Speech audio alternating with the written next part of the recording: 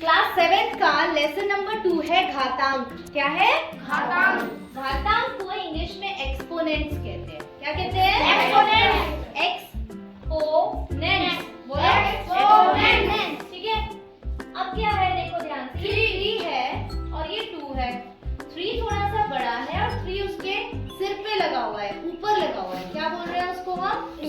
2। ठीक है। अब ये जो स्क्वायर है, आप स्क्वायर तो जानते हो, लेकिन इस वाले नंबर को घात कहेंगे, पावर इंग्लिश में, और इस वाले नंबर को आधार कहेंगे, बेस। इतना समझ आया? इस पूरे को हम क्या कहेंगे? घातांक। अगर आपसे कोई पूछे घातांक क्या है तो क्या कहेंगे? उदाहरण के तौर पे मान लीजिए 3 स्क्वायर है, तो 3 वहाँ पर बेस है और स्क्वायर या 2 जो उसकी पावर है वो, तो इन दोनों को मिला के 3 स्क्वायर को हम क्या कहते हैं? घातांक। एक्सपोनेंट। क्या कहते हैं? एक्सपोनेंट। क्लियर है?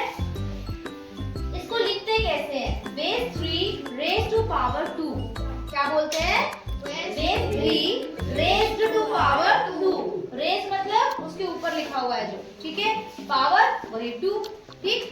हिंदी में कैसे लिखेंगे? आधार 3 की घात 2। 3 की घात 2 ना। क्लियर है? यही उदाहरण मैंने ऐसे ही ले लिया, आप कुछ भी ले सकते हैं। यहाँ पे 8 की पावर 3 ले लो, कुछ भी हो सकता है ना। इसका अर्थ क्या होता है? 3 स्क्वायर का मतलब होता है 3 को कितनी बार गुणा करना है? 3 से 2 बार। 3 को 3 से करना है, लेकिन इसको हम ऐसे भी तो कहेंगे 3 को खुद से 2 बार गुणा करना है। क्लियर है? 3 को कितनी बार गुणा करना है? 2 बार। आगे बढ़ते हैं। अब आप मेरी हेल्प करेंगे। मान लीजिए 2 × 2 × 2 × 2 × 2 लिखा है। घात रूप में कैसे लिखेंगे? कोई भी एक बताओ। हाँ, दिलीप बताएगा। मैम घात रूप में हम इसे 5 लिखेंगे। 5 लिखेंगे? नहीं, इधर देखो। लो 5 लिख दिया मैंने। सही है?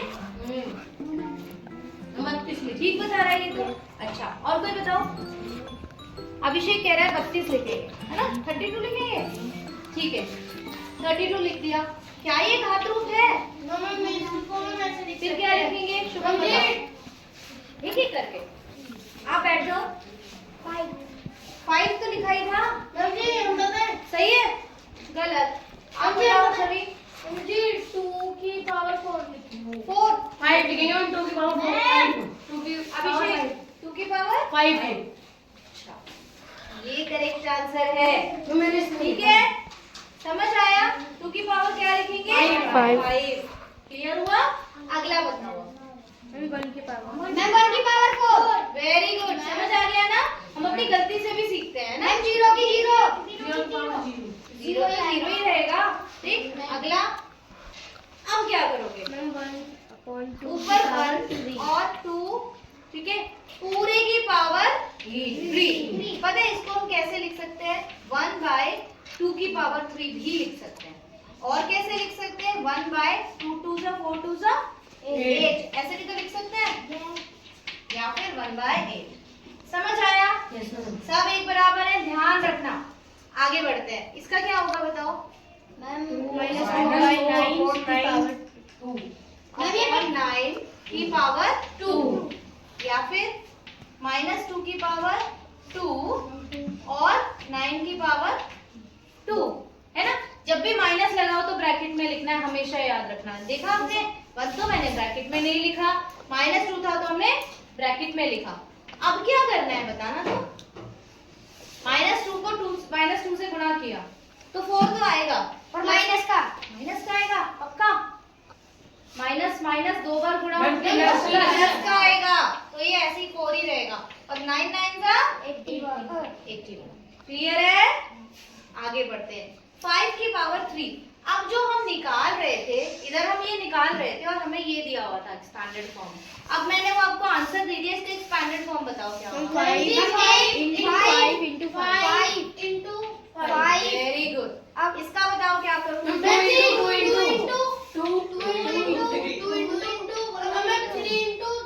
रुको, मैं पूरा नीचा कर रहा है। 2 इंटू क्या करूं? कॉमा लगा। इंटू नहीं, कॉमा नहीं लगेगा, गुणा ही होगा। कॉमा नहीं लगेगा, गुणा ही होगा। अगर यहाँ कॉमा है तब। आप बताओ। -1 इंटू हाँ -1 into four four into two two क्यों 4 है। दिलीप अभी इससे ऊपर आओ, तुम बार बार गलत ही जवाब देते हो, ध्यान से देखो। पावर का क्या मतलब है, 2 बार। 64 को घातांक रूप में लिखो। अब ये नया क्वेश्चन है, अब क्या करें, देखो 64 को घातांक रूप में कैसे लिखे, तो मैंने छोटा लिया है, अगर बड़ा होगा तो भी कैसे करना है देखना। एलसीएम की तरह करें, प्राइम फैक्टराइजेशन। 2 3 जा 6, 2 2 जा 4, 2 16 जा 32, 2 8 जा 16, 2 4 जा 8, 2 और 2 2 जा 4। 2 कितने हैं, 1 2 3 4 5 6। क्या करूं, तो 6 बार लिख दो मैंने 6 बार लिखो या फिर 2 की पावर 26